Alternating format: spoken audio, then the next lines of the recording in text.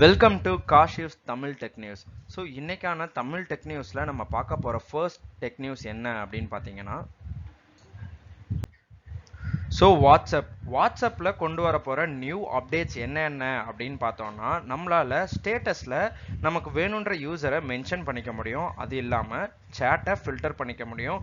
இதில் கொண்டு வர போகிற மெயின் ஃபீச்சர் அப்டேட் என்ன அப்படின்னு பார்த்தா, சேட்டை லாக் பண்ணிக்கலாம். அதுக்கப்புறம் QR கோட் UPI ஸ்கேனரை யூஸ் பண்ணிக்கலாம். அதுக்கப்புறம் இமேஜை வந்து காப்பி பேஸ்ட் பண்ணுற ஆப்ஷன் வந்து பார்த்தீங்கன்னா மொபைல் ஆப்லேயே கொண்டு வர போகிறதா தெரிவிச்சிருக்காங்க. ஸோ அடுத்த அப்டேட் என்ன அப்படின்றத பார்த்தோன்னா, ட்ரூ காலரில் நியூ ஃபீச்சர் ஒன்று அப்டேட் பண்ணியிருக்காங்க. அதாவது என்னன்னு பார்த்தா AI ஸ்பேம் பிளாக்கிங் ஃபீச்சர் அப்படின்றத கொண்டு வந்திருக்காங்க. ஸோ இந்த AI ஸ்பேம் பிளாக்கிங் அதுக்கான ப்ரொடெக்ஷன் நேம் என்னன்னு பார்த்தீங்கன்னா நியூ மேக்ஸ் ப்ரொடெக்ஷன் டயர். இந்த ஃபீச்சர் வந்து ட்ரூ காலரில் மட்டுமே அவைலபிளாக இருக்குது. இந்த ஃபீச்சர் என்னென்னலாம் பண்ணும் அப்படின்னு பார்த்தீங்கன்னா, ஆட்டோமேட்டிக்காக எல்லா ஸ்பேம் கால்ஸையும் பிளாக் பண்ணிடும்.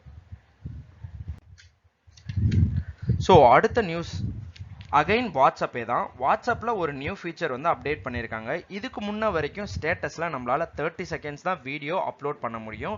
இப்போ வந்திருக்க நியூ ஃபீச்சரால் நம்மளால் என்ன பண்ண முடியும்னு பார்த்தா 1 மினிட் வர வீடியோ வந்து ஸ்டேட்டஸ் வந்து அப்லோட் பண்ணிக்கலாம்.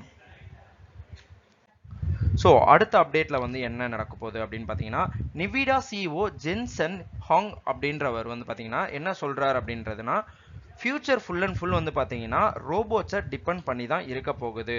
ஸோ அதனால் இப்போ நடந்த கலிஃபோர்னியா ஈவெண்ட்டில் நியூ AI சிப்பை பற்றின ஒரு இன்ஃபர்மேஷனை வெளியிட்டிருக்காரு. ஸோ அந்த நியூ ஜென்ரேஷன் AI சிப்போட நேம் என்ன வச்சுருக்காங்கன்னு பார்த்தா பிளாக்வெல் அப்படின்றது. ஸோ இந்த பிளாக்வெல்லை பற்றின சில அடிஷ்னல் இன்ஃபர்மேஷன்ஸும் கொடுத்துருந்தாங்க. இந்த பிளாக்வெல் சிப்பில் வந்து பார்த்தீங்கன்னா 208 பில்லியன் டிரான்சிஸ்டர்ஸை பொறுத்திருக்காங்க.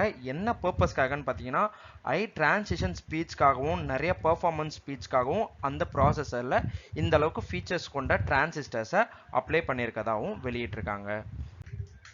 ஸோ அடுத்தது என்ன அப்படின்னு பார்த்தா மெட்டா. ஸோ மெட்டாவில் வந்து மெட்டா என்ன தெரிவிக்கிறாங்க அப்படின்னு பார்த்தா அவங்களோட தெளிவான பிளானை வந்து வெளியிட்டிருக்காங்க.